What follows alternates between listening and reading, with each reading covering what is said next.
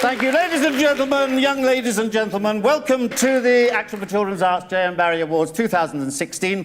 Now, our first award is the ACA Outstanding Contribution to Children's Arts Award. I'm absolutely thrilled to be presenting this award to Linda McClelland. In her role as Education Officer, she travels the length and breadth of Scotland to personally inspire and encourage even the most remote schools to become involved, and fully welcomes and celebrates the work of children with special educational needs. So I'm very proud of this award. I will take it back to Scotland and I will use it as much as I can to do as many things as I can to promote the arts in schools. Thank you very much. Well, now it's time for the Action for Children's Arts JM Barrie Award 2016. This year's winner is the wonderful Michael Morpurgo. Michael is one of our greatest storytellers who have thrilled and delighted thousands and thousands of young readers since becoming a children's author in the early 1970s.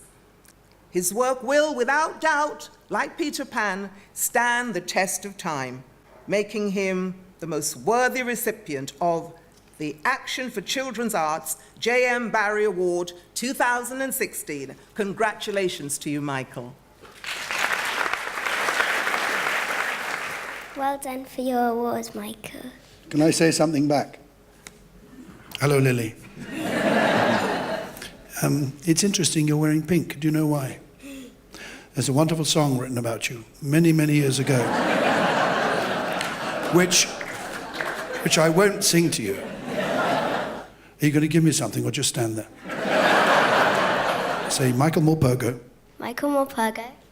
I love all your books. I love all your books. And I would like to present to you... I would like to present to you... this award. This award. Here it is. Here it is.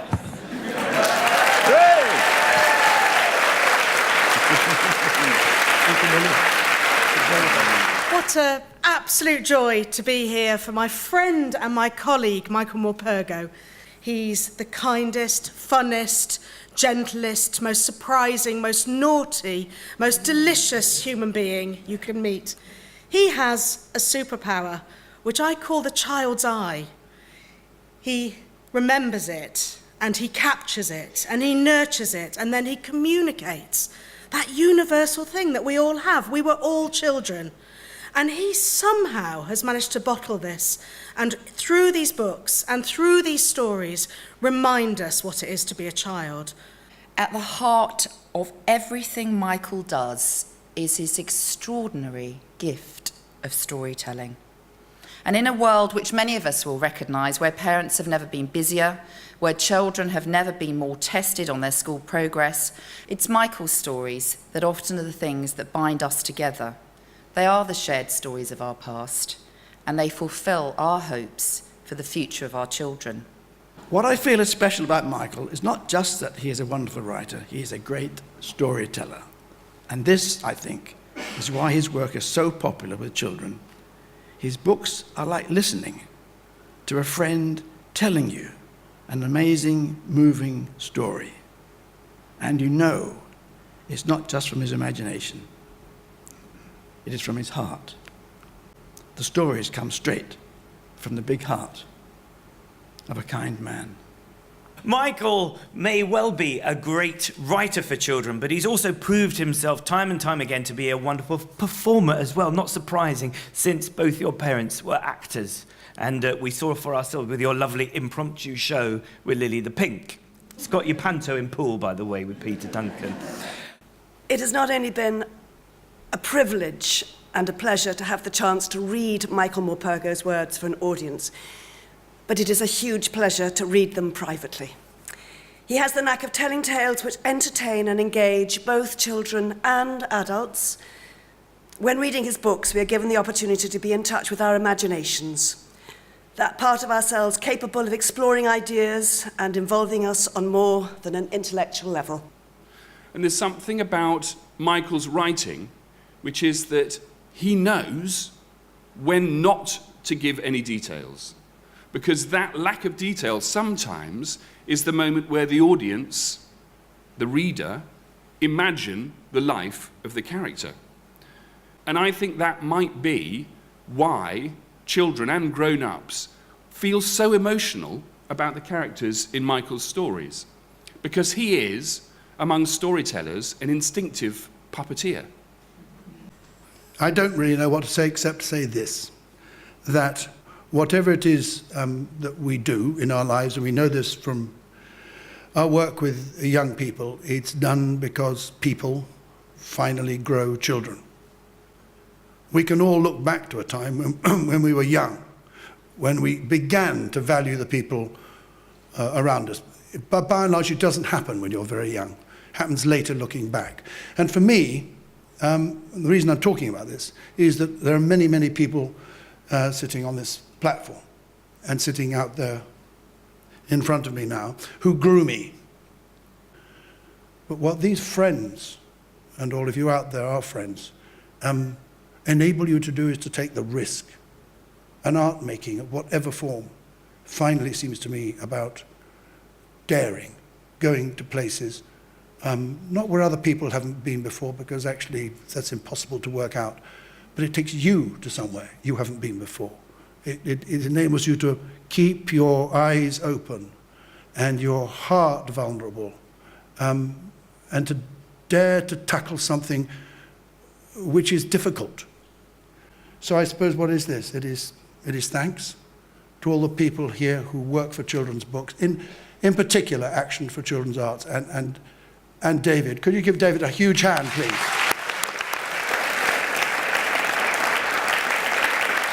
Thank you, Michael. Now, to introduce a very important part of this event, the Action for Children's Arts Members Awards, please welcome the Vice Chair, former Director of Polka Theatre, playwright, director, still loved by many as the presenter of Words and Pictures, it's Vicky Ireland, MBE. Thank you, David. It is my huge pleasure to present to you the winners of the ACA Members Awards 2016, a brilliant group of people whom the organisation has recognised for the outstanding contribution their work makes to our aim of enriching children's lives through the arts. This year we have 5 winners. Nominated by Tina Williams, our first winner today is Julian Butler. Julian is an immensely talented musician who chooses to spend most of his creative life working on productions for children. He's incredibly supportive as part of a creative team, generous with his time, encouraging actors to sing and play, whilst writing beautiful music to enhance so many productions. Well done, Julian, and many congratulations.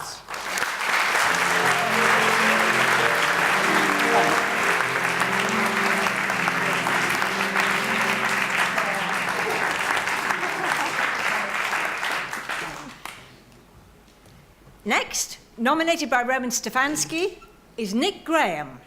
Nick is one of Children's Theatre's most dedicated technicians and has been stage manager at Polka Theatre for the past 15 years. He works with great pride and dedication, always being aware of the child's point of view in the auditorium, a rare talent. Well done, Nick.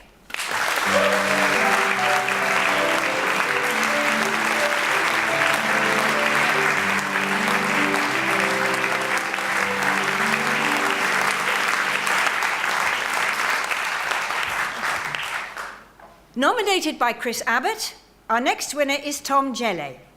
Tom works for Widget and has in recent years been the key person in the development of a range of graphic symbol resources. These resources help young children with learning disabilities to understand and enjoy performances of music, ballet, and pantomime. Well done, Tom.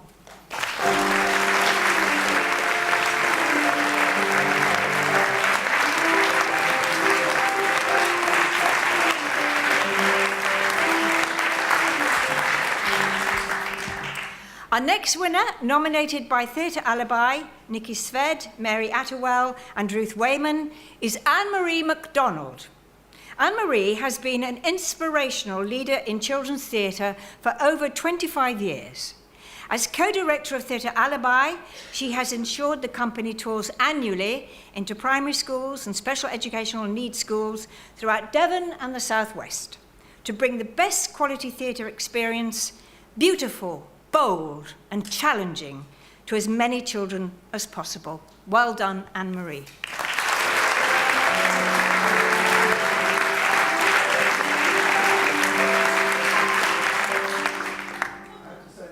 I'm not going to reveal anything here. This is not a personal.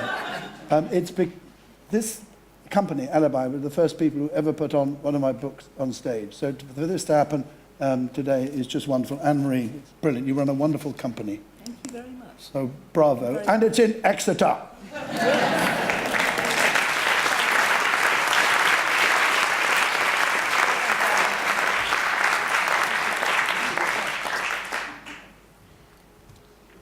And our final winner this year, nominated by Lady Judy Verica, is Miaomiao Yu.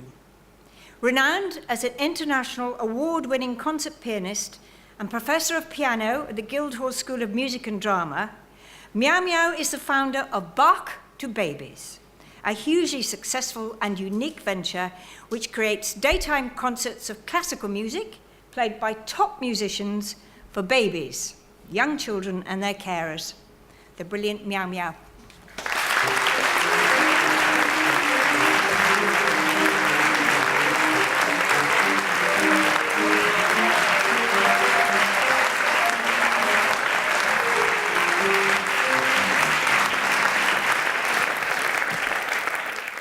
I just wanted to introduce to you Ben, who was songman on this wonderful show, Tom's, at the National Theatre.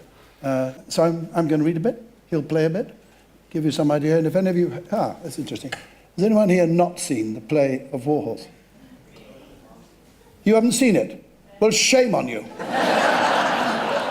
Absolutely shame on you. And so next time it comes on, which it will do, I want to see you there the first night. Anyway, here we go. It begins like this. In the old school they use now for the village hall hangs a small dusty painting of a horse. He stands a splendid red bay with a remarkable white cross emblazoned on his forehead and with 4 perfectly matched white socks. He looks wistfully out of the picture, his ears pricked forward, his head turned as if he has just noticed us standing there.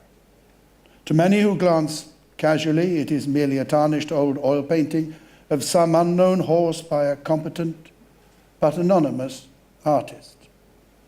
But those who look more closely will see, in fading black copperplate writing across the bottom of the frame, Joey, painted by Captain James Nichols, autumn 1914. Round goes the wheel of fortune, don't be afraid to ride. There's a land of milk and honey waits on the other side. There'll be peace and there'll be plenty, you'll never need to roam. When we go rolling home, when we go rolling home. Rolling home, when we go rolling home, when we go rolling, rolling, when we go rolling home.